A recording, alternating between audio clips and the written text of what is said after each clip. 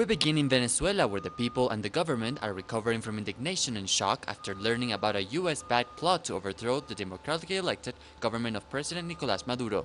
Officials in Caracas presented evidence of Washington's involvement, including visas that were granted to various opposition members and officers whose involvement in the coup attempt had been confirmed. The US-backed coup plan involved an airstrike on the presidential palace, Telesur TV's headquarters in Caracas, and the Ministry of Defense, as well as an attack on a public gathering that the president was scheduled to attend. The president of Bolivia, Evo Morales, condemned the US-backed coup attempt against Venezuela on Friday. He said that with a clear conscience, not even the empire can defeat the legitimate governments of Latin America. He expressed his solidarity with President Nicolás Maduro, saying that it's everybody's responsibility to enforce respect of democracy and elections. The president of Latin American Parliament, Angel Rodriguez, also condemned the coup attempt and Washington's hostile policies against Venezuela. This organism is a council of regional body similar to the European Parliament. Here at Mexico's National University of Anthropology and History, family and classmates of the disappeared 43 Ayotzinapa students gather with the student body in a dialogue and reflection of the past 4.5 months since the movement for justice for Ayotzinapa began.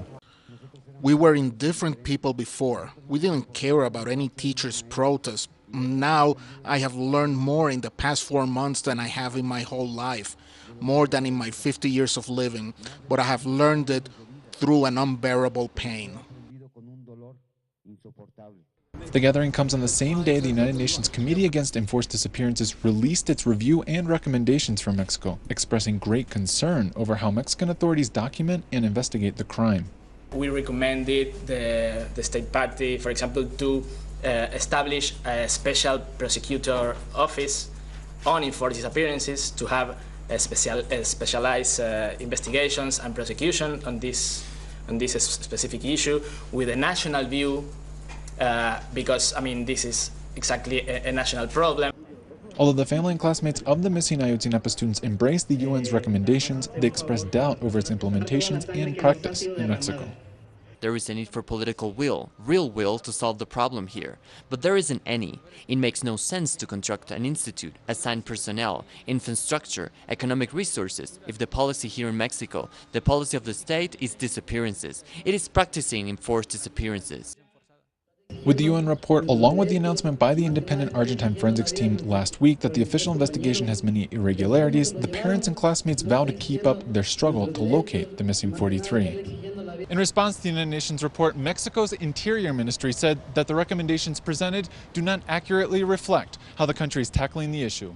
CLAYTON, Telesur, Mexico City. At least 16 people, including 2 children, were killed and over 30 injured in a bus train collision in northern Mexico on Friday night. The bus driver allegedly ignored a stoplight and crashed into a freight train at Great Crossing. Mexican authorities said the death toll will likely increase as many people were struck underneath the vehicle. Local media reported that the bus was overloaded as it was carrying 60 people or only having seating capacity for 40. The bus suffered heavy damages and was split in 2.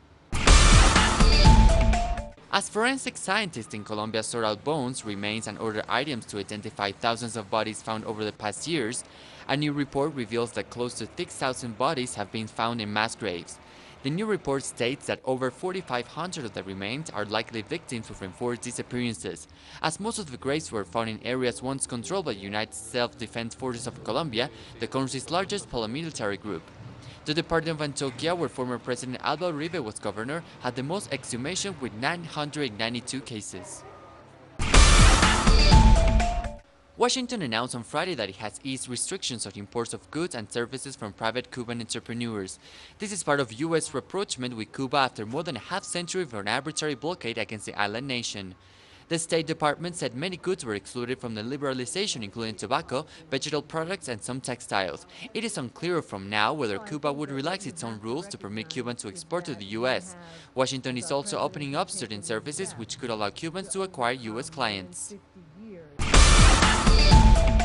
A Washington state coroner has ordered a probe into the fatal shooting by a police of a Mexican man who was throwing rocks at the officers in an incident captured on video.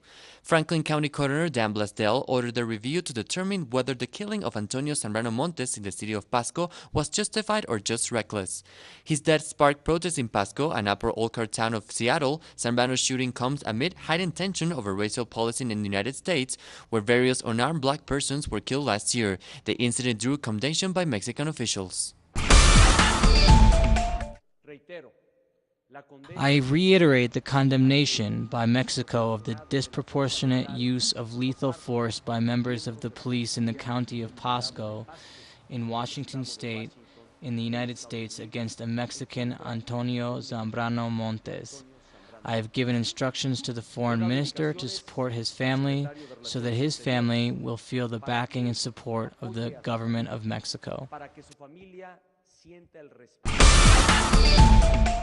Fighting intensified in eastern Ukraine on Saturday as both sides in conflict try to seize control of more territory before a ceasefire takes effect at midnight tonight. Kiev forces continue to shell rebel targets in Donetsk, killing at least 3 civilians. Reports on both sides reveal that rebel and government forces have lost over 100 men each. The fresh fighting comes after rebels and Kiev agreed to the wide-ranging plan on Thursday after marathon talks in the Belarusian capital Minsk between the leaders of Russia, Ukraine, France and Germany. The new Greek government of Prime Minister Alex Tsipras has promised to do whatever is required to secure a deal with its international creditors next week. The announcement came as experts from both sides began technical talks on Friday to lay the ground for an accord next week. Tsipras has promised to reverse all the austerity measures imposed by the European Union, European Central Bank, and the IMF as a condition for the $270 billion bailout on loan now being renegotiated. In Yemen, violence, chaos and instability continue to affect the country after Houthi rebels stormed the capital, taking control of most of the government's institutions, prompting most foreign embassies to close down. Tens of thousands of Yemenis demonstrated in several cities on Saturday against the rule of Shiite Muslim Houthi movement, whose gunmen fired on protesters in the central town of Ibb. No casualties have been reported. Today was the second day of nationwide demonstrations against the Houthis, who are conducting power-sharing negotiations with opposition leaders. Facts that have marked the course of history. Productions designed in the English language and made for the English-speaking world. This is Documentary.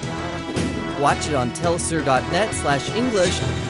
Telesur, wherever the news, you'll be there.